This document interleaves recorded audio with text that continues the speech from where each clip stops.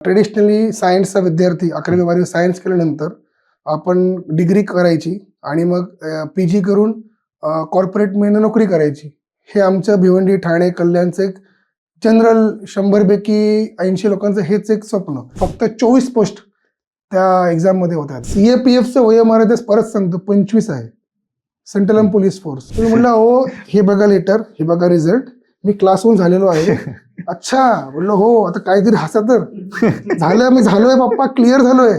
पॅरेंट्सना माहिती की काहीतरी एक्झाम देत असतो, दर 2 महिन्याला मुंबई पुण्याला येतो, कुठले तरी एक प्री मेन्स देत असतो. तर त्यांनाच पत्ता नव्हता आणि मलाही पत्ता नव्हता. एक लेटर आलं होतं अपॉइंटमेंटचं, ते असं घाबरत गेलो होतो पार्लमेंटला. खूप पोलीस लागलेले होते आणि मला वाटतं की हे मला घेतील का नाही. मी असं लेटर घेऊनच गेलो होतो की नाही बाबा, मी इथले अधिकारी झालोय. आमच्या डिपार्टमेंट मार्फत आम्ही फॉरेन डेलिगेशनला ट्रेनिंग देतो, इथे बोलवून. आपले UPSCचे मॉक होतात, आपण विद्यार्थ्यांना मार्गदर्शन करतो, सदनचे सिनियर ऑफिशियल्स. त्यामध्ये 2022 पासून मी पण देखील पॅनलमध्ये आहे. प्लॅन बी म्हणजे काय, 5 वर्षानंतर करायचा प्लॅन बी नाही. प्लॅन बी पॅरलल ग्रॅज्युएशनच्या वर्षापासून तुमचा असायला पाहिजे. फुल टाइम अभ्यास हा तो सकाळी 8 ते 11 हा तुम्ही वर्षभरच कराल, 1.5 वर्ष कराल, 2 वर्ष कराल. अरे मग झालं ना बाबा, काहीतरी दुसरं करा ना बाबा प्लीज. तर JRF ऑप्शन भारी होता.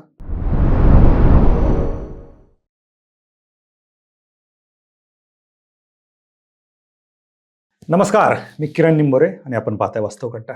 खरं तर आपल्या सर्वांना माहिती आहे की वास्तवकट्टा म्हटलं की सर्वात जास्त IAS IPS किंवा MPSCचे डेप्युटी कलेक्टर, तहसीलदार, थोडक्यात MPSC आणि UPSC मधून सिलेक्ट झालेले अधिकारी हे वास्तवकट्ट्यावर असतात. त्यासोबत इतरही मान्यवर असतात, परंतु जास्त संख्या ही अधिकाऱ्यांची असते. आज आपल्यासोबत वास्तवकट्ट्यावरती चर्चा करण्यासाठी एक वेगळे अधिकारी आलेले आहेत. तर तुम्ही म्हणता वेगळे अधिकारी काय, MPSC आणि UPSC सोडता दुसरे वेगळे अधिकारी काय? हेच तर ह्या पॉडकास्टमधून आपल्याला दाखवायचं. कारण आपल्याला MPSC आणि UPSC याच्या बाहेर पडायचंच नाहीये. आजचा जो पॉडकास्ट आहे हा काही विशेष असणार आहे, त्याच्यामुळे हा पॉडकास्ट आपल्याला शेवटपर्यंत पाहायचा आहे. का तर MPSC UPSC व्यतिरिक्त आपण काय करू शकतो आणि वेगळं अजून काय करू शकतो हे देखील या पॉडकास्टमधून कळणार आहे. आणि प्लॅन बी आपल्या आयुष्यामध्ये किती महत्त्वाचा असतो हे आजच्या पॉडकास्टमधून आपल्याला जाणून घ्यायचं आहे. आजचे आपले गेस्ट आहेत Sai Shetty sir, deputy director Lok Sabha secretariat, म्हणजेच उपसंचालक लोकसभा सचिवालय. डॉक्टर साई शेट्टी सर आपल्यासोबत आहेत. सर, वास्तवकट्ट्यावरती आपलं खूप खूप स्वागत. खरं तर तुमची ही जी पोस्ट आहे ही माझ्यासहित बऱ्याच जणांना माहिती नाहीये. तुम्ही नक्की काय करताय, तुमचं पद काय आहे, तुमची परीक्षा कशी होती, ह्या सगळ्या गोष्टी आपण जाणून घेणार आहोतच. तत्पूर्वी एक भिवंडी सारख्या छोट्याशा नाही म्हणता येणार, मोठ्या, परंतु शिक्षणाचा अभाव आणि मागासलेलं शहर असं मी म्हणू शकतो, अशा शहरातून तुम्ही आलात. तुमचा भिवंडी, पुणे, केरळ आणि दिल्ली हा जो प्रवास आहे हा देखील जाणून घ्यायला आवडेल. कारण UPSC मध्ये प्रत्येकाची एक स्टोरी असते, प्रत्येकाचं एक स्ट्रगल असतं. का नक्की या क्षेत्रात का आले होते? सुरुवात झाली अशी की भिवंडीला शिक्षणाचा एक कल्चर कमी आहे. तिथे शिक्षण करून पुढे काहीतरी करायचं असं एक कल्चर कमी आहे. आणि माझी आई ही पुण्याची असल्यामुळं समर वेकेशन्सला आम्ही मामाकडे येतच राहायचो. तर पुण्याला दरवर्षी मी येत राहायचो. आणि एक असं होतं की मी शाळा झाली की कधी ना कधी मी पुण्यात येणारच. तर फक्त पुण्यात येणार ना, शिकणार पण. तर 10वी नंतर मला नाही जमलं, मला तेवढे मार्क्स नाही आले की मी पुण्याला ॲडमिशन घेऊ शकलो नाही. पण 10वीचा अभ्यास अजून चांगला करून 11वी-12वीला खूप चांगला अभ्यास करून मी 12वी केली भिवंडीहून.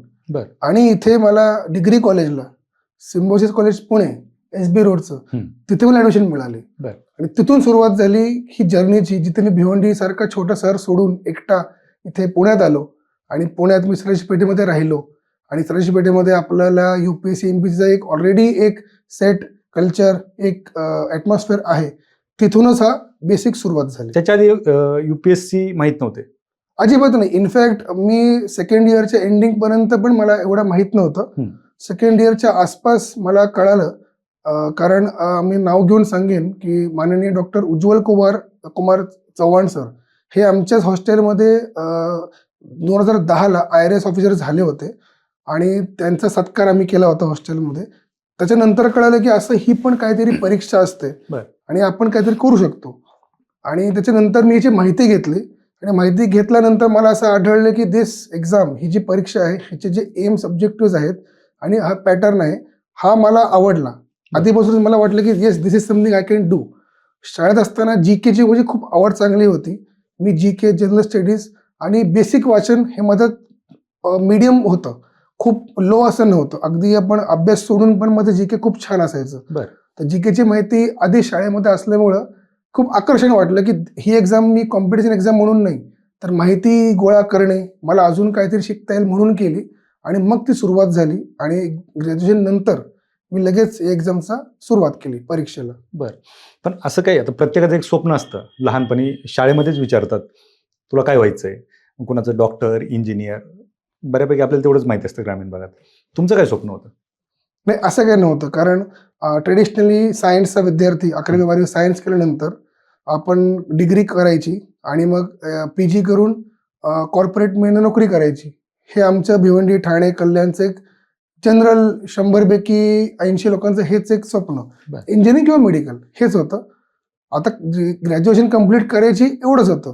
पुढे काय एवढा विचार नव्हता केला. पुण्यामध्ये येऊन आम्हाला असं कळालं की एवढे ऑपॉर्च्युनिटीज आहेत. त्यापैकी एक UPSC आहे. बरं. तर ती आवडली. आमच्या हॉस्टेलमध्येच खूप लोकांनी मेन्स दिलेली होती. त्याच्यामुळे गायडन्स हा घरीच मिळाला. रात्रीचे यायचे स्टडी रूमवरून की डिस्कस व्हायचं. मग ते एक कल्चर पण निर्माण झालं आणि एक होतं की चला गव्हर्नमेंट सर्व्हिस आपण करूच तर आपण एक्झाम देऊच आणि मग एवढे ऑप्शन चांगले आहेत आणि वी कॅन से पब्लिक आणि लोकांसाठी काही करू शकतो आपण. ही UPSCचं खूप छान माध्यम आहेच. तर त्या हिशोबानेच आपण प्रयत्न केले की पहिले मी ही एक्झाम क्लिअर करण्याच्या कॅपॅसिटीला मी वाढवू. बरं. आणि मी अभ्यास एवढा चांगला करू.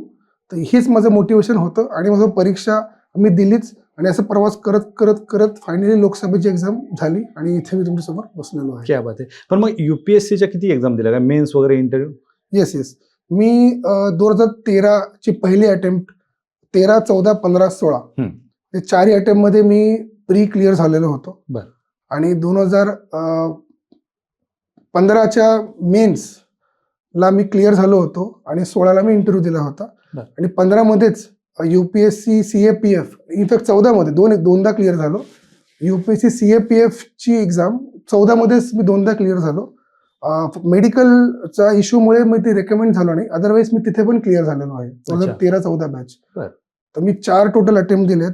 एकदा इंटरव्ह्यू UPSC सिव्हिल सर्व्हिसचा आणि दोनदा CAPFचा. आणि अधूनमधून पण मी अजून पण कोर्सेस केले जेणेकरून मला असं एक पब्लिक ॲडचा ऑप्शन होता त्याच्याविषयी ते पण मी केलं. बरं.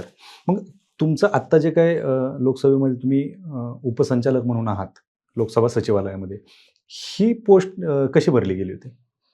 ॲक्च्युली लोकसभाची जी परीक्षा आहे ह्या खूप कमी नोटिफिकेशन खूप वर्षांनी येतात. म्हणजे मी जी एक्झाम भरली ती 2017ची एक नोटिफिकेशन होतं. 17मध्ये नोटिफिकेशन आलं तेव्हा PG रिक्वायरमेंट होतं त्यावेळी आणि माझ्या माहितीप्रमाणे 27-28 एज लिमिट होतं. UPSC तरी 30 आहे. आणि नशिबाने मी तेव्हा 26 वर्षाचा होतो. आणि माझी PG कंप्लीट झालेली होती इग्नूमधून. कारण मी जो ऑप्शन घेतला होता पब्लिक ॲडचा, पब्लिक ॲडमिनिस्ट्रेशन आपण एक कॉमन खूप छान ऑप्शनल तेव्हा चालायचा. तर ते पॅरलल मी PG पण कंप्लीट केली इग्नूमधून. तर त्याच्यामुळे मी त्या फॉर्म भरूसाठी मी एलिजिबल झालो. माझ्या मित्रांनी मी सांगितलं होतं की असं फॉर्म आलेले आहेत. पण खूप लोकांची पोस्ट ग्रॅज्युएशन कंप्लीट नसल्यामुळं खूप लोकांनी हे एक्झाम इग्नोर केली असावी. आणि 17च्या अगोदरची एक्झाम 2010ची आहे. त्याच्या अगोदर 2002-2003ची आहे. म्हणजे अगदी 10 वर्षाच्या गॅपमध्ये ही एक्झाम होत असते. एवढा मोठा गॅप? येस. कारण लोकसभा एक छोटंसं सचिवालय आहे आणि या क्लास 1च्या पोस्ट आहेत. लेवल 10 IAS इक्विव्हॅलंटच पोस्ट आहेत. म्हणून इथे वेकन्सी RISचं असा काय विषय येत नसल्यामुळं अजून पण आमच्याकडे अजून नोटिफिकेशन आल्या नाही आहेत. आणि 17ची एक्झाम मी लकी होतो की मी ती एक्झामची प्रीचा फॉर्म भरला एलिजिबिलिटीमुळं. आणि एक्झामच्या बद्दल असं होतं की 16 नंतर मी तुला म्हणालो की मी नाही क्लिअर झालो इंटरव्ह्यू. त्याच्यानंतर असं होतं की अजून कुठल्या एक्झाम्स आहेत ते देऊ शकतो. हा एक डोक्यात एक विचार अतिशय असायचा. आणि मी दर शनिवार रविवार नॉन UPSC नॉन MPSC एक्झाम्सचा एक व्यवस्थित रिसर्च ऑनलाईन बसून करायचो. त्याच्यामुळेच खूप सारे एक्झाम्स मी फॉर्म बघितले तेव्हा. आणि नशिबाने मी सांगतो की 17ची प्रिलिम्स झाली एक्झाम नोटिफिकेशन ते माझ्या पाहण्यात आलं. तो फॉर्म भरला आणि योगायोग असा की फक्त 24 पोस्ट त्या एक्झाम मध्ये होत्या. 10 महाराष्ट्रातून इंडियातून ऑल इंडिया 24 पोस्ट. त्याच्यामध्ये 10 रिसर्च ऑफिसर, 14 एक्झिक्युटिव्ह ऑफिसर. यासाठी लोकसभेने ऑल इंडिया एक्झाम घेतली. बर. मेन्स आमची लोकसभेत झाली, पार्लमेंटला. इंटरव्ह्यू पण लोकसभेत झाला. क्या बात आहे. तर त्यांनी फुल प्रोसेस फॉलो केली. युपीएससी सारख्याच पॅटर्न मध्ये एक्झाम आहे ही. इनफॅक्ट युपीएससी 2013 नंतर एक ऑप्शनल ठेवला, 4 GS ठेवले. ज्यांनी 4 GS एसे आहेच 2 ऑप्शनल ठेवले, म्हणजे आमचे 9 पेपर होते. प्रॉपर युपीएससी प्रमाणेच एक्झाम. अजून एक ऑप्शनल पण ऍड केला. बर. आणि अजून एक, प्रत्येक पेपरला 50% मिनिमम रिक्वायरमेंट आहे क्लिअर करण्याची. बर. म्हणजे एवढे निकष बसवलेत प्री मध्ये, मेन्स मध्ये. प्रत्येक पेपरला आपल्याकडे टोटल काउंट होत आहे युपीएससीच्या मेन्स मध्ये. इथे असं नाहीये. इथे असं आहे की प्रत्येक पेपर 50% क्लिअरच करायला पाहिजे, प्लस फर्दरचं मेरिट. असं करत करत खूपच मला वाटतं जास्त कॉम्पिटेटिव्ह एक्झाम ही झाली होती. आणि पोस्ट कमी असल्यामुळं मी म्हणेन 24 जरी पोस्ट असल्या तरी ऑलमोस्ट माझा 10वा 11वा रँक समजा असला तर हे मी क्लिअर करू शकलो युपीएससीच्या बॅकग्राऊंडमुळेच. पण ही अतिशय खूपच जास्त कॉम्पिटेटिव्ह, आणि मी नशीब म्हणेन की मी तो फॉर्म भरला आणि ते योगायोगाने मी ते राईट गायडन्स मला मिळाला. आणि ते मी एक्झाम ते निकषमध्ये बसून अजून मेहनत घेऊन मागचं जे फेलियर होतं युपीएससी मेन्स इंटरव्ह्यू नंतरचं, तर सगळं भरून काढलं आणि हे एक्झाम मी यशस्वी झालो. क्या बात आहे. म्हणजे युपीएससी पेक्षा टफ, कारण युपीएससी तर ऑल इंडिया एक्झाम घेते, पण 900, 1000, 1100 तर जागा असतात येस प्रत्येक वर्षी. या 24 सीट हो, फक्त 24. महाराष्ट्रातून किती लोक होते? मी एकटाच पास झालो. महाराष्ट्रातून एकटेच? हो. क्या बात आहे. पण तुम्ही हे बोलताना हे सांगितलं की तुम्ही युपीएससीची तयारी करत असताना तुम्ही पॅरलली युपीएससी आणि एमपीएससी स्वतः बाकी कुठं संधी आहे किंवा कुठले एक्झाम आहेत हे तुम्ही सर्च करत असायचे. आज आम्ही पाहतो, तर मी अनेक अधिकाऱ्यांच्या मुलाखती घेतल्या किंवा आम्ही एमपीएससी युपीएससीच्या विद्यार्थ्यांना सांगत असतो की एमपीएससी आणि युपीएससी व्यतिरिक्त देखील क्षेत्र आहेत. हो, नक्की. पण त्याच्याकडे कुणी जायला तयार नाही. तुम्ही काय सांगा? नाही, मी तर आवर्जून आपल्या सगळ्या ॲस्पिरंट मित्रांना सांगेन की युपीएससी एमपीएससीची परीक्षा तुम्ही एकदम सिम्पल मॅथमॅटिक्स लावा. 1000 पोस्ट ॲव्हरेज युपीएससी, बरोबर. पण 500 धरू एमपीएससी. 1500 पोस्ट आहेत आपल्याकडे. रफली serious aspirant, serious all India 1000 पोस्टसाठी 1 lakh असतीलच. बरोबर. तेवढेच 1 लाख एमपीएससी मध्ये असतील. राईट. आपण अजून सिरियस पकडू, 50,000 पकडू आपण युपीएससी, अजून व्हेरी व्हेरी सिरियस 50,000 आपण एमपीएससी पकडू. 1500 पोस्ट एव्हरी इयर, 1 लाख लोक every year. Statistically impossible ratio आहे. बरोबर. सिम्पल, मी काय जास्त इंग्लिश नाही, simple statistically impossible exam ratio आहे. हे लक्षात तुम्हाला आलंच पाहिजे. कारण आपण 50,000चं, मी 16 लाख नाही बोलत आहे, मी 15 लाख नाही बोलत आहे, मी सिरियस म्हणतोय. सिरियस 50,000च म्हणतोय 1000 पैकी. बरोबर. इम्पॉसिबल आहे. तुम्ही 10 जरी अटेम्प्ट दिले तरी असा काही रेशिओ नाही येत आपल्याकडे. तर साहजिक आहे, इट्स व्हेरी नॅचरल की तुम्ही युपीएससी एक्झाम कराच, क्लिअर आपलं अभ्यास कराच, पण त्याच्या व्यतिरिक्त खूप सारे एक्झाम्स आहेत, खूप सारे डिपार्टमेंट्स आहेत. लोकसभेचं एक्झाम्पल घ्या तुम्ही. खूप असे एक्झाम्स आहेत, खूप सारे एजन्सीज आहेत जे युपीएससी सोडून एक्झाम देतात. सगळ्या क्लास 1चा विषय बोलतोय मी तुम्हाला छोट्या एक्झामचा विषय नाही बोलत आहे, मी स्वतः तुम्हाला क्लास 1चं बोलतोय. तर ह्यासाठी मला आठवत आहे सगळ्यात महत्वाचं माझा डिसिजन असा राहील, फर्स्ट अटेम्प्टमध्येच, अगदी फर्स्ट अटेम्प्टच्या अगोदरच मी पीजी कंप्लीट केली इग्नूमधून. कारण ऍडमिशन घेताना मी ठरवलं की जर ऑप्शन आपला एक विषय आहे तर पीजी करायची. UGC JRFच्या एक्झाम मी क्लिअर अगदी फर्स्ट अटेम्प्टला झालो. मला पहिल्या अटेम्प्टला JRF मिळाली. कारण आपण युपीएससी करतो. युपीएससीचा छान अभ्यास तुम्ही वर्ष 1.5 वर्ष केला, त्याच्या आसपास तुम्हाला खूप एक्झाम्स आहेत चांगल्या लेवलचे, ज्या तुमचं करिअर बनेल. ह्याची सर्व माहिती ऑनलाईन तेव्हापासूनच 13-14 पासूनच आम्ही घेत असायचो. जरी माझा इंटरव्ह्यू जरी क्लिअर झालेला असला 15 साली, तरी मी बाकी एक्झामचे फॉर्म्स पण भरलेले आहेत. कारण इट्स सिम्पल, रेशिओ तुमचा इम्पॉसिबल आहे. बरोबर. आणि असं मी म्हणत नाही की ते एक्झाम्स इन्फिरियर आहेत, मग रिलेटिव्हली सोपे आहेत. तुम्ही इंटरव्ह्यू पण गेले आहात तर दुसरी कुठली परीक्षा, आणि असं सगळ्या परीक्षा 4 वर्षामध्ये, 5 वर्षामध्ये, 6 वर्षामध्ये, 10 वर्षामध्ये एकदा निघतात. तर तुम्हाला जी ऑपॉर्च्युनिटी गेन करायची, तुम्हाला त्याच्यावरती यूज करायचंय. तुम्ही जर का समजा आज एक विद्यार्थी 21 वर्षाचा असेल, 2025 ते 27 अशी कुठली रॅन्डम एक्झाम येऊ शकते जी कधीच येणार नाही, नंतर 5-6 वर्षामध्ये येणार नाही. ती मी स्वतः इनकेस केली. तुम्ही उदाहरण बघा.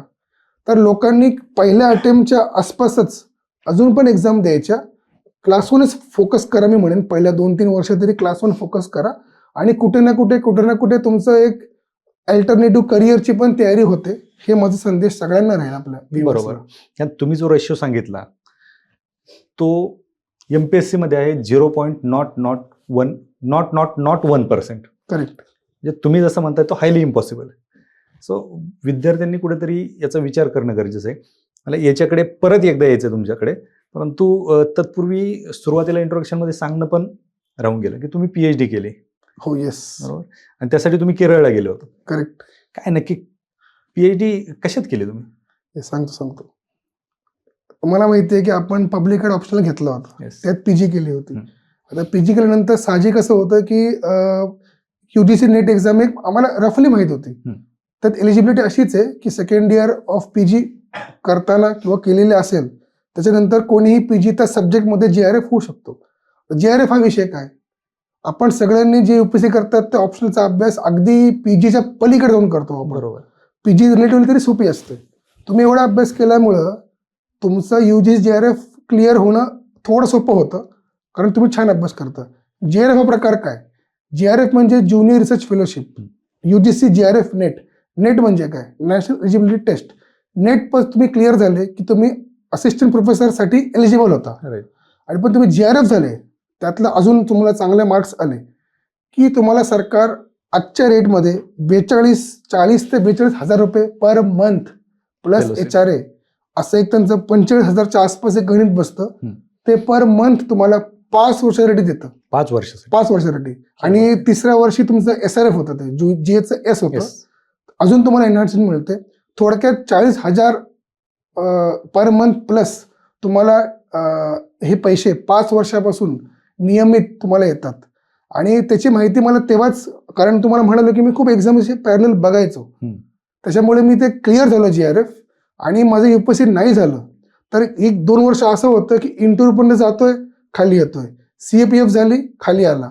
2-3 वर्षामध्ये एवढा अभ्यास केलाय की अगदी इंटरव्ह्यू पर्यंत जाऊन आता माझं काय राहिलं.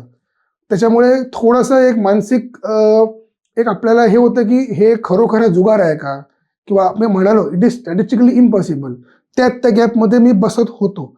पण नशिबाने मध्ये JRF मिळाल्यामुळं मला फायनान्शियल एक बॅकिंग सरकारने दिली. UGCचं एक खूप धन्यवाद देतो की आपल्या 25-24 वयाच्या मुलाला त्यांनी एक प्लॅटफॉर्म दिला आणि ते JRF आपण ॲक्टिवेट करावं लागतं. आपल्याला कुठेतरी ॲडमिशन घ्यावं लागतं PhD साठी. तर मी भारतामध्ये सगळीकडे एक्झाम मी एंट्रन्स दिल्या. IIT बॉम्बे पासून, IIM अहमदाबाद पासून, DU, JNU, हैदराबाद हे टॉपच्या सेंटरच्या युनिव्हर्सिटीज आहेत ना, ते फोकस केल्या. कारण सेंटरकडे जास्त फंड असतो, त्यांचं विद्यापीठ खूप छान असतं. आणि Kerala central university of Kerala ही छान विद्यापीठ तेव्हा नवीनच स्थापन झालं होतं, नवीन सगळं होतं तेव्हा. तर त्यांच्याकडे वेकन्सी होत्या PhDच्या आणि मी तिथे गेलो, तिथे मी फॉर्म भरला. आणि JRFला असल्यामुळं तुम्हाला एंट्रन्स एक्झेम्प्टेड आहे, तुम्ही डायरेक्ट इंटरव्ह्यू देता. तर मी इंटरव्ह्यूमध्ये नशिबाने क्लिअर झालो, तिथे मला ॲडमिशन मिळाली. ॲडमिशनच्या दिवसापासून मला पैसे सुरू झाले आणि ही जर्नी सुरू झाली की UPSC न करता पास न झाल्यामुळं मी तिथे वळलो. आणि आपला एवढा अभ्यास असतो UPSC मेन्स इंटरव्ह्यू दिल्यामुळं की PhDला खूप असं छान वाटतं, कारण तुम्ही एक नवीन विषयामध्ये करता. माझं डिपार्टमेंट होतं डिपार्टमेंट ऑफ पब्लिक ॲडमिनिस्ट्रेशन, कारण मी तिथूनच UGC झालोय, तिथूनच JRF झालोय, तिथूनच PG झालोय. डिपार्टमेंटने मला घेतलं पण कारण तुम्ही ऑलरेडी एवढं करत आहात. आणि त्याच्यामध्ये ई-वेस्ट मॅनेजमेंट इन इंडिया, आपलं TV घनकचरा, आपला जो वेस्ट आहे TVचा, मोबाईलचा, सगळा इलेक्ट्रॉनिक वेस्ट, ह्याची जी पॉलिसी, लॉ आणि इंडियामध्ये काय चालतं हा तेव्हा आणि आत्ता पण हा खूप इमर्जिंग टॉपिक आहे. तर मॅडम म्हणाले की तू UPSC वाला आहेस, तुला थोडा खूप आयडिया आहे, तू ह्याच्यावरती समजा केलंस तर त्याच्यामध्ये फायदा पण होईल. आणि हा टॉपिक खूप इमर्जिंग आज पण आहे. तर इमर्जिंग टॉपिकमध्ये केल्यामुळे खूप ऑपॉर्च्युनिटी मला मिळत गेलं आणि त्याच्यामध्ये मी PhDचं प्रपोजल बनवलं. ते कायद्यापणे जे प्रोसिजर्स आहेत ॲडमिशनच्या त्या मी क्लिअर करत गेलो. मला गायडन्स मिळाला तिथेच आणि त्याच्यामुळे ही PhD 2025 मी सबमिट केली जुलैमध्ये आणि मला आता मागच्या आठवड्यात ती रेकमेंड झाली. आता मी डॉक्टरी पण कंप्लीट केली लोकसभेचा जॉब करता. कारण आपण सोडायचं नसतं, आपण अभ्यास पूर्ण करायचा असतो. लोकसभा सिलेक्शनच्या अगोदरच मी थोडाफार अभ्यास PhDचा एवढा केला होता की 50% माझी झाली होती PhDचं थिसिसचं काम.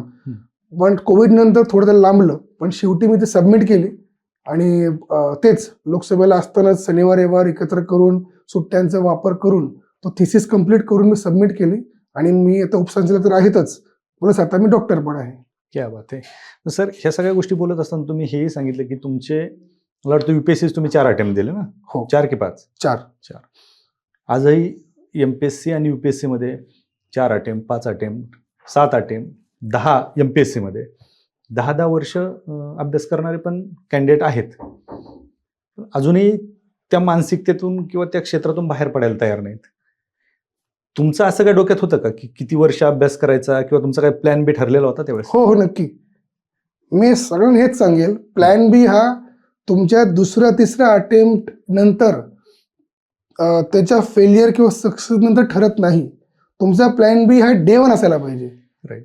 सिम्पल एक्झाम्पल परत आपण म्हणू, तुम्ही एक स्टॅटिस्टिकली इम्पॉसिबल एक्झाममध्ये एक चान्स घेत आहात. म्हणून तुम्हाला आठवत असेल की मी डे 1ला कसं काय पब्लिक ॲडमिशनला PGला ॲडमिशन घेतलं, कारण ॲडमिशन घेतली PGला ऑप्शनलसाठी, PG पण कंप्लीट केली. राईट. ऑप्शनल तुम्ही 3 वर्ष अभ्यास केला, 2 वर्ष कोचिंग केली, दिल्लीला केली, पुण्याला केली, PG पण केली, JRF पण केली. JRF असा एक बेस मला मिळाला, एक प्लॅन बी तर छान की दोन्ही मी सेफ झालो. इथे PhD करत बसा, पैसे पण सरकारकडनं तुम्हाला मिळतील, तुम्ही छान अभ्यास पण कराल आणि वर्स्ट केस आहे की तुम्ही PhD व्हाल. बरोबर. ही दिस इज द बेस्ट केस. आणि मी असं ठरवलं की आपल्याला सवय असते 16-17 अभ्यास तास काम करायची. PhD मध्ये मी 8 तास जरी काम केलं, सकाळी 10 ते जरी 4 काम केलं, तर 4 ते 9 आपला जो वेळ आहे तो मी स्पर्धा परीक्षेला अजून एक्झाम पण दिल्या, त्याच्यामध्येच लोकसभा निघाली. इथे पण मी सेफ झालो, PhD पण कंप्लीट झाली, इथे मला नोकरी पण लागली. लोकसभा समजा नसती लागली, दुसरी कुठे लागली असती. तर मी प्लॅन बी पॅरलल ठेवून डे 1 पासून करतो आणि मी आवर्जून सांगेन की याचं प्लॅनिंग लवकर करा, कारण सगळ्यामध्ये वयोमर्यादा असते. बरोबर. CAPFचं वयोमर्यादा परत सांगतो 25 आहे, सेंट्रल पोलीस फोर्स. जोपर्यंत लोकांना कळतं, लोकांचा 4था अटेम्प्ट होतो, मागे वळून पाहता त्यांचं वय 26 होतं. JRFचं माझ्या माहितीप्रमाणे 28 होतं माझ्या टाइमला, आता मला चेक करावं लागेल. मी 26 वर्ष झालेलो होतो, 25ला झालो होतो JRF कम्प्लीट विथ सर्टिफिकेट.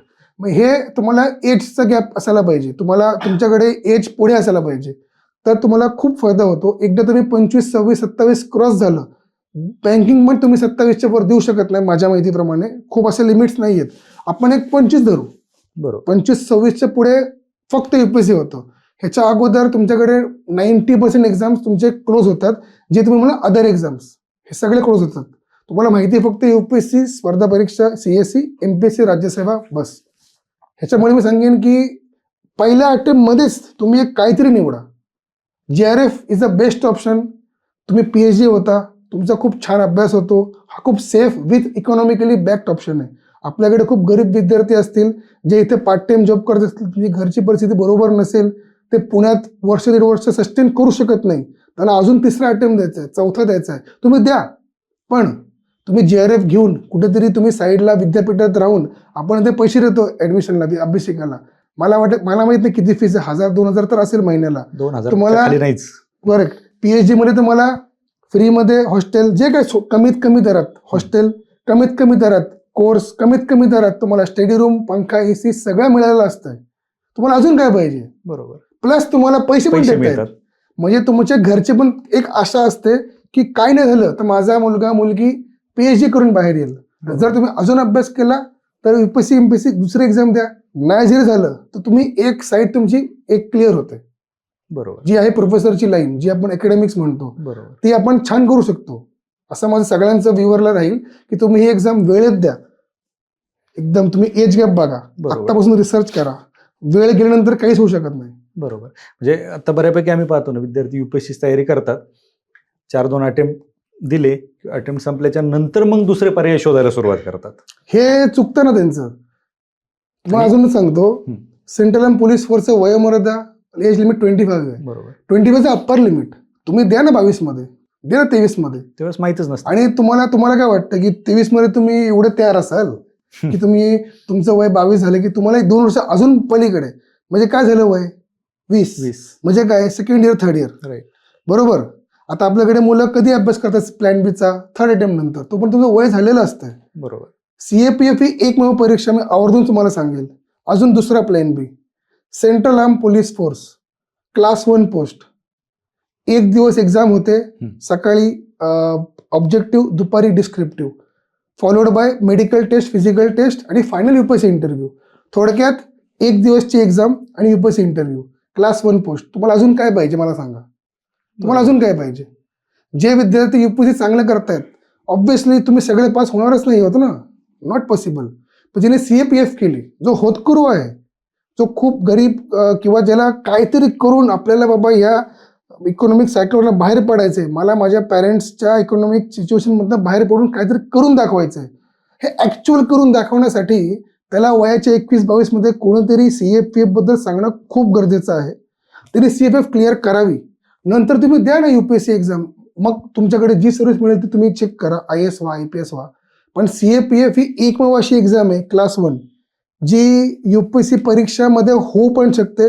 तुम्ही थोडं फिट असाल, मेडिकली फिट, तुमची हाईट वगैरे सगळं नीट बसत असेल, बेस्ट.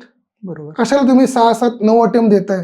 आणि का द्यावं लागतं? ह्याचं कारण हेच की एज लिमिट झालेलं असतं आणि बाहेरून माहिती घ्यायची नाही. हे खूप चुकीचं आहे. कारण तुम्ही एका टाइमला तुम्ही म्हणता की तुम्हाला एक्झाम क्लिअर करून अधिकारी व्हायचं आहे. तुम्हाला एवढं रिसर्च, एवढं तुम्हाला माहिती, you should be inquisitive, you should have knowledge gaining approach day 1. You should know so many things. तुम्हाला एक कळलं पाहिजे. अभ्यास तर आहेच ना, ते पुस्तकांचा अभ्यास आहेच. तर मी पुस्तक अभ्यास केला ना, पण मी शनिवारी, रविवारी डे 1 पहिल्या दुसऱ्या अटेम्प्ट नंतरच दर शनिवारी बघायचं कुठल्याच एक्झाम आहे का, अजून कुठली एक्झाम आहे का अशी. मी आत्ता सांगू इच्छितो तुमच्या व्ह्युअर्सला, 3 महिन्या अगोदर DDA दिल्ली अर्बन अथॉरिटीची एक्झाम निघाली होती. तुम्हाला माहिती आहे? क्लास 1च्या पोस्ट. कोणाला माहित नाही. वय मर्यादा 28 होती. आता मी झालोय वय माझे 34. माझे सगळे मित्र 30च्या वरतीच आहेत. मी कोणाला एक्झाम शेअर करू? मी तरी आवर्जून खूप लोकांना व्हॉट्सअप पाठवलं की कोण असेल एखादा विद्यार्थी तर करा. DDAची एक्झाम क्लास 1 पोस्ट. DDA म्हणजे दिल्लीचं सगळं ऑथॉरिटीचं काम. तुम्हाला डे 1 घर गाडी भेटणार. तुम्हाला अजून काय पाहिजे? पण परत सांगतो, तेच वय विषय आला. 28 वय, 27 वय, 26 वय. ह्याच्यामुळे कसं होतं की खूप ऑपॉर्च्युनिटीज हातातनं जातात, असे दिसतात आपलं जाताना. आणि आपला जो होतकरू माझा विद्यार्थी मित्र असेल कोणी, तो करूच शकत नाही ते. म्हणून परत सांगतो, 24-23च्या धडपडून शनिवार रविवार तुम्ही ते स्पेशल 2 तास काढा आणि बघा कुठल्या काही निघालं का नोटिफिकेशन. दर आठवड्याला मला जे नोटिफिकेशन भेटतं, मी पास झालेलो आहे, मला काही गरज नाही, तरी मी दर शनिवारी आज पण बसून शनिवार रविवार 2 तास 3 तास लॅपटॉपवरती बसून मी सगळे एक्झामचं नोटिफिकेशन पाहतो, एज पाहतो, एजिल पाहतो आणि कन्सर्न माझ्या मित्राला, जेवढे आमचे ग्रुप्स आहेत UPSCचे ऑफिसर्स, तिकडे पण शेअर करतो, लिहितो this is limit candidates may apply. का? कारण असं होऊ शकतं की चुकून एखादी PDF कोणी चुकून शेअर केली एखाद्या विद्यार्थ्याला, तो बसला त्या कॅटेगरीमध्ये, त्यांनी एक्झाम दिली, झालं. इन केस तो क्लिअर झाला, त्याला किमान कळलं तरी. तर हे मी सांगेन सगळ्यांना की UPSC कराच. हे असे एक्झाम खूप निघत असतात. आता मी एक्झाम एकच दिलं DDAचं. असे मी सांगतो, माझ्या माहितीप्रमाणे 10 ते 12 एक्झाम असे क्लास 1 आणि चांगल्या ग्रुप Bच्या सेंटरच्या निघत असतात. हे कोणाच माहीत नाही. एजचा विषय आहे आणि एक्झाम तीच सोपी, UPSC पेक्षा कमी अवघड, पण तेवढीच कॉम्पिटेटिव्ह, तर तुमचे चान्स वाढतात. बरोबर. कारण कदाचित तुम्ही जर फक्त UPSC सिव्हिल सर्व्हिसेसच्याच जर मागे लागले असतात, तर कदाचित आज आपला हा इंटरव्ह्यू पण नसतं. तुम्ही बोलवलं पण नसतं. आणि तरी मी सेफ आहे. मी JRF आहे. येस. मी PhD आहे. येस. तुम्ही कधीच बोलवलं असतं की तुमची जरी सांगा PhDची. कारण तुम्ही सगळ्या बाजूने बांधले होते. तुमचा प्लॅन बी तयार होता. करेक्ट. तुम्ही वेगवेगळ्या एक्झाम पण घेत होता. त्याच्यामुळे तुमच्या एसएचे चान्सेस वाढत होते.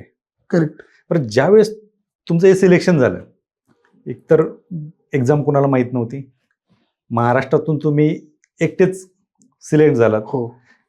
काय त्यावेळेची काय सिच्युएशन होती? एक्झाम झालो तेव्हा आधी पप्पांना सांगितलं की असं एक्झाम, त्यांना माहित होतं की एक्झाम इंटरव्ह्यू दिलेला होता, दिल्लीला झालेला इंटरव्ह्यू. 2 दिवस जाणं येणं झालं होतं मेनसाठी. दिल्लीमध्ये केरळहून जायचो PhD करत असताना. तर मी पप्पाला सांगितलं की ती एक्झाम दिली होती, आठवतंय का? पप्पांना माहिती आहे की दर महिन्याला काहीतरी एक्झाम देत असतोय. तुझी कुठली पास झाली? म्हणलं झालेली आहे, क्लिअर झालेलो आहे, क्लास 1 झालेलो आहे, मी तुम्हाला आता सांगतो. रिझल्ट आला, मग लगेच घरी गेलो.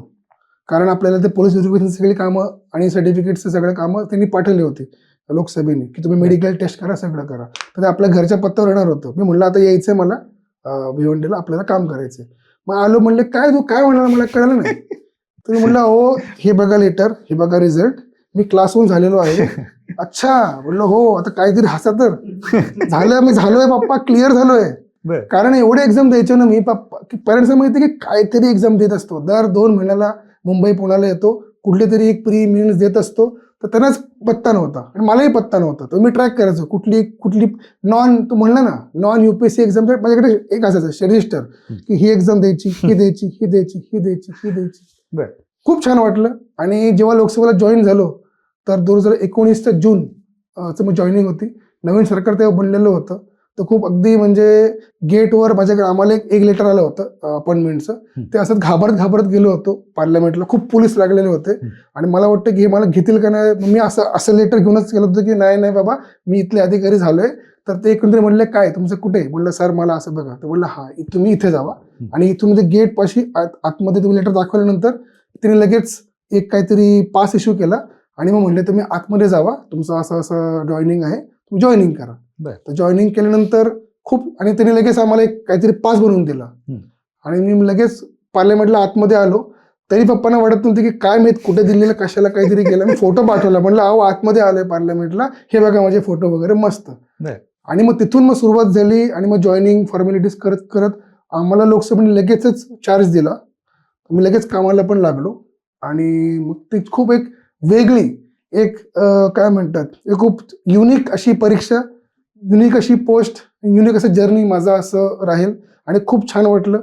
आणि लोकसभेमध्ये मी एकटा मराठी असल्यामुळे लगेचच आपले माननीय सगळे मराठी खासदारांना भेटण्याची संधी मिळाली आणि तिथून मग शिकत असं करत करत मग छान वाटलं. आणि अजून पण म्हणजे खूप नवीन मंत्र्यांना सगळं बघायला मिळतं. खूप छान छान ज्या गोष्टी मीडियामध्ये येत नाही त्या असं मला लाईव्ह बघायला मिळतं. जे मीडियामध्ये 10 दिवसानंतर येतं तर आम्ही म्हणतो की हा मीटिंग हो गई थी, तसं चालू होतं.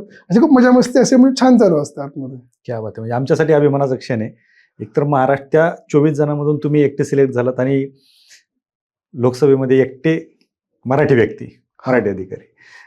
मला सांगा की आता तुम्ही तर गेलात, सिलेक्शन झालं, काय असतं नक्की तुमचं काम काय असतं ते? अच्छा, माझं सिलेक्शन झालं होतं as research officer, class 1 post आहे, लेवल 10. आत्ता मी जे पाहतो वर्क ते तुम्हाला सांगू इच्छितो. आपली भारतीय लोकशाही ही खूप डीप आणि खूप छान लोकशाही आपण सिस्टम अडॉप्ट केलेलं असून 75 वर्ष आपलं सक्सेसफुली आपण हे देश चालवत आहोत. असं तुम्हाला माहिती असेल की 1940s, 50s, 60s मध्ये खूप सारे असेच देश त्यांना फ्रीडम मिळालं, पण त्यांनी हे कंटिन्यू सस्टेनेबली सगळे करू शकले नाही.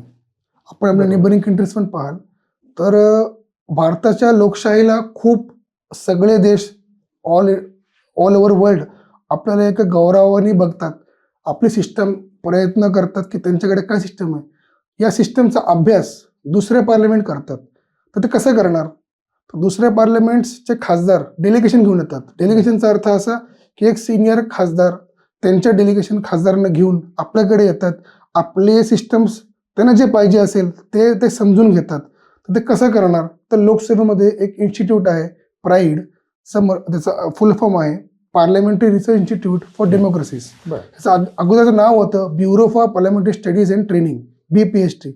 तर हे 1976 पासून आपल्याकडे एक इन्स्टिट्यूट आहे जी ग्लोबल लेवलची आहे, जे भारताच्या संसदचं पूर्ण काम याचं पाहतं, ट्रेनिंगबद्दल आपण काय करू शकतो.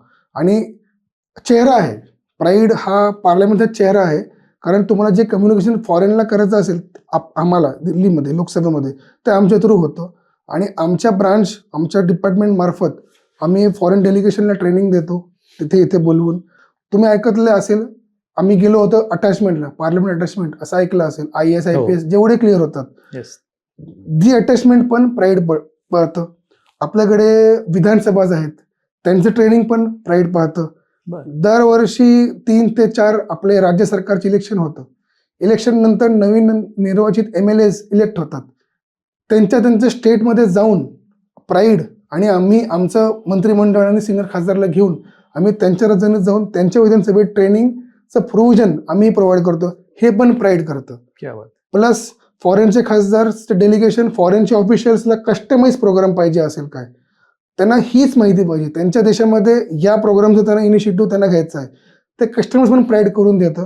अख्ख्या भारतामध्ये ज्या शाळा कॉलेज विद्यापीठाला यायचं असेल ते पण प्राईड करतं. ह्या सगळ्याचं इन्चार्ज नशीब मी आणि माझे डायरेक्टर सर आहोत.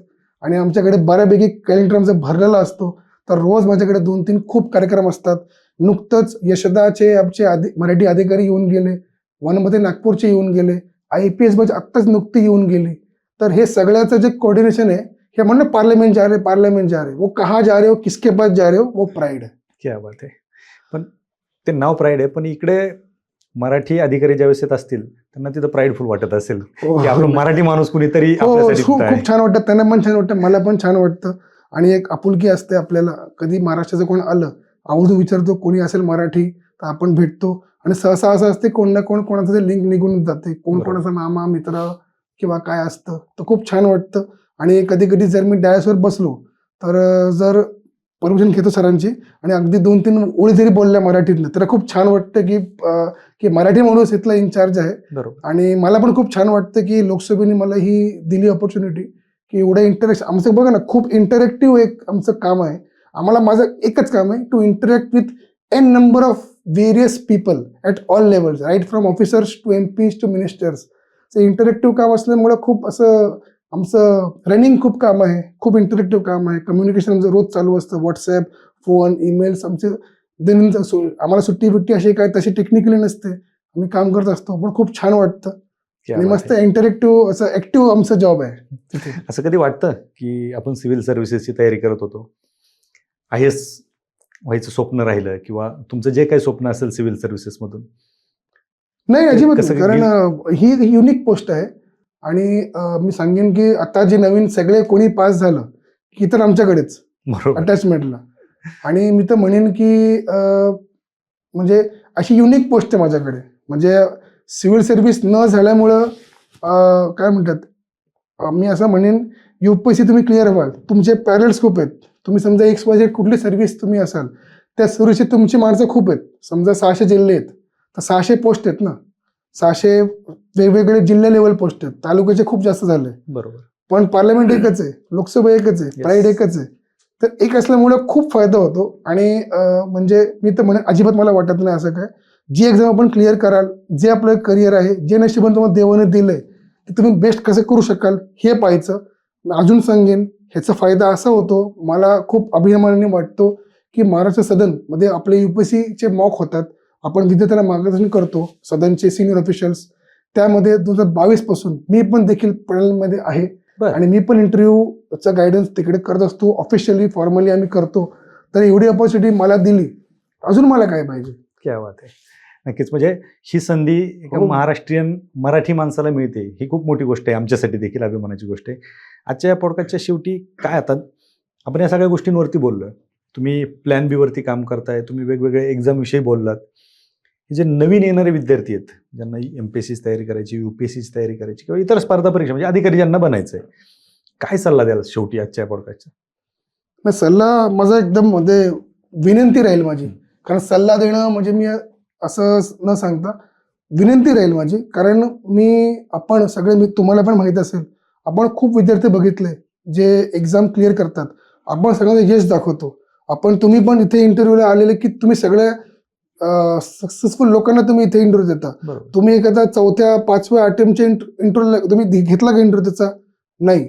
असे खूप आपले तुम्हाला 0.001% जे उरलेले आहेत, त्यांचं कोणी मायबाप नाहीये. बरोबर. प्लॅन B हाच तुमचा मायबाप आहे. आणि प्लॅन B म्हणजे काय?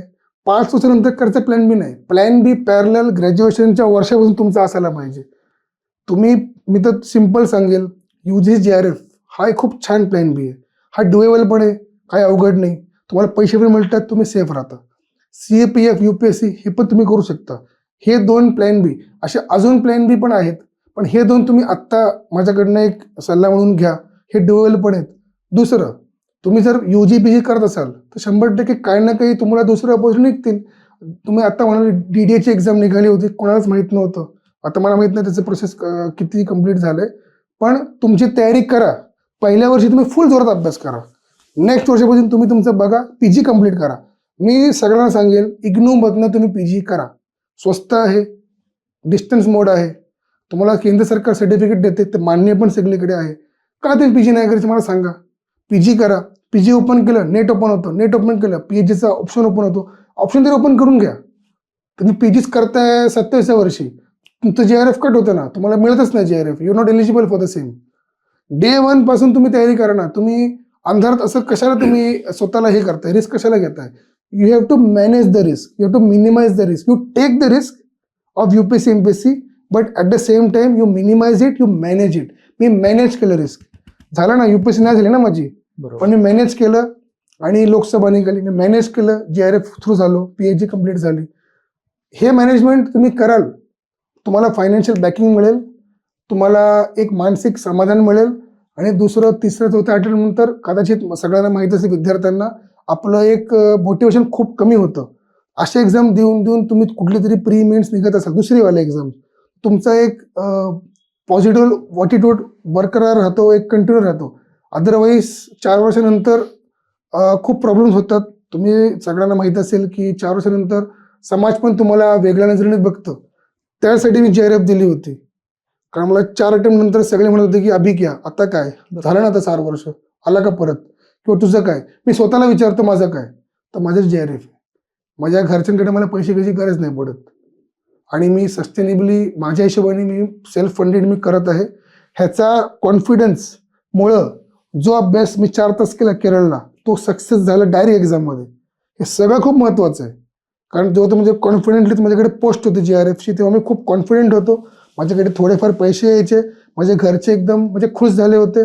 एक माहोल चेंज होतो, तुमच्याकडे पर्सनॅलिटी चेंज होते, तुम्ही एक खुश राहता. आणि तुम्हाला माहिती आहे, काही झालं नाही तर मी आहे ना, काहीतरी करून घेऊ. तर काहीतरी म्हणजे तुमच्याकडे बॅकिंग असायलाच पाहिजे. तुम्ही अंधारात नका याच्यामध्ये येऊ प्लीज, कारण ही खूप क्रूर एक एक्झाम आहे.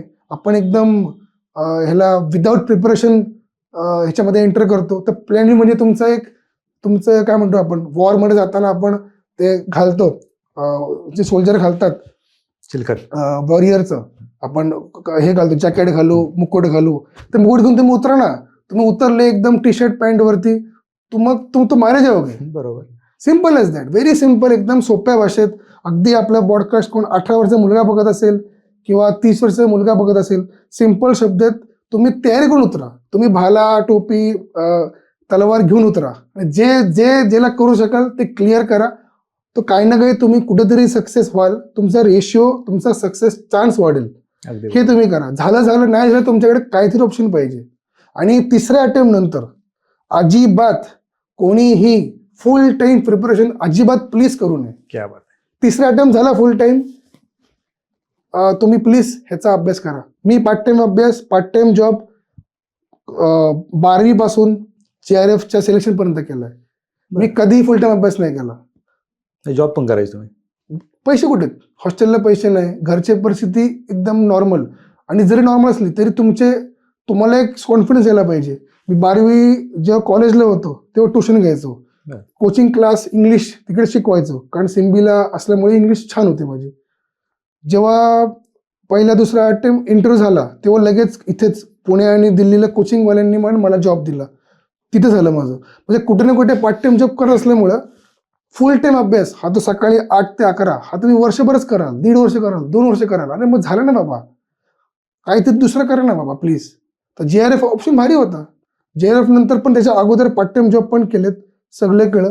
आणि एक बॅलन्स तुमची पर्सनॅलिटी बनते. तुम्ही 24 पैकी समजा 16 तास काम कराल, 14 तर 10 तास तुम्ही प्रिपेअर करा, 4 तास तुम्ही काहीतरी असं करा जिच्याकडून तुम्ही नॉन UPSC नॉन प्रिपरेशन करा. मग तुमचं डोकं पण असं डायव्हर्ट पण होतं आणि तुम्हाला पैसे पण मिळतात. तुमचं लाईफ पण थोडं छान होतं. तुम्हाला काय आपण एकदम सोप्या भाषेत म्हणलं तर तुम्हाला आठवड्यात 3दा चिकन खायचं आहे, तर एखादा ॲस्पिरंट असेल त्याच्याकडे घरनं पैसे कसे घेणार तो, तर तुम्ही थोडी मजा पण करा. 20 ते 25 हेच वय मजा करायचं. तुम्ही एक्झाम द्याल एकदम गरिबीमध्ये आणि एकदम प्रॉब्लेममध्ये, तुम्ही मजा पण कधी करणार हे पण सगळं लक्षात ठेवा. मजा करत करत सगळा बॅलन्स करा. Part time job, plan B, plan A, UPSC, घरचे, तुम्ही, तुमची हेल्थ, तुमचा लाईफस्टाईल, थोडीफार मजा करा. वर्षामध्ये ट्रिप पण करा, सगळं करा. ऑन इन्क्लुसिव्ह व्हा. 100% तुमचं लाईफ पण चेंज होईल. आणि UPSC is not life, life is bigger, UPSC is smaller. Yes, नक्कीच. हे म्हणजे तुम्ही ज्या गोष्टी आत्ता बोललात, बरेच जण सांगतात की प्लॅन बी जर तुमचा असेल तर तुम्ही डायव्हर्ट होताल किंवा तुमचं लक्ष लागणार नाही. यांच्यासाठी खूप मोठी चपराक होती. आणि जसं मी आधी सुरुवातीला सांगितलं की हा इंटरव्ह्यू खूप महत्त्वाचा आहे, हा पॉडकास्ट खूप महत्त्वाचा आहे, कारण याच्यातून खूप वेगळं काय मिळणार आहे. खरं तर एकतर तुम्ही दिलेली परीक्षा आणि तुमचं सिलेक्शन झालेलं ठिकाण आणि तुमचं पद, ह्याच सगळ्या गोष्टी या विद्यार्थ्यांसाठी नवीन होत्या. तुमच्याकडून आज काय शिकायला भेटलं, तर एक तर वेगवेगळ्या परीक्षा देणं, तुमचा प्लॅन बी तयार असणं, आणि तोही कधी सुरुवातीपासूनच, डे 1 पासून. आणि तिसरी गोष्ट, 3 वर्षापेक्षा जास्त याच्यामध्ये फुल टाईम नाही उतरलं पाहिजे. खरं तर सर, या मृगजाळात भरपूर विद्यार्थी अडकलेले आहेत. तुम्ही ज्या ज्या गोष्टी आज या पॉडकास्टच्या माध्यमातून सांगितल्या, ह्या निश्चित आपले हा जो काही प्रेक्षक वर्ग आहे यांना फायदेशीर ठरणार आहे. तुमचं जे मार्गदर्शन होतं आणि तुमच्या प्रवासासोबतच ज्या ज्या बाकीच्या गोष्टी मिळाल्या, ह्या नक्कीच कुठंतरी यांना एक वेगळी दिशा देऊन जाईल अशी मला तरी अपेक्षा आहे. हो. आपण वास्तव कट्ट्यावरती आलात, तुमचा प्रवास मांडला आणि बहुमूल्य असं मार्गदर्शन केलं, त्याबद्दल आपलं मनःपूर्वक आभार. थँक्यू. धन्यवाद. थँक्यू.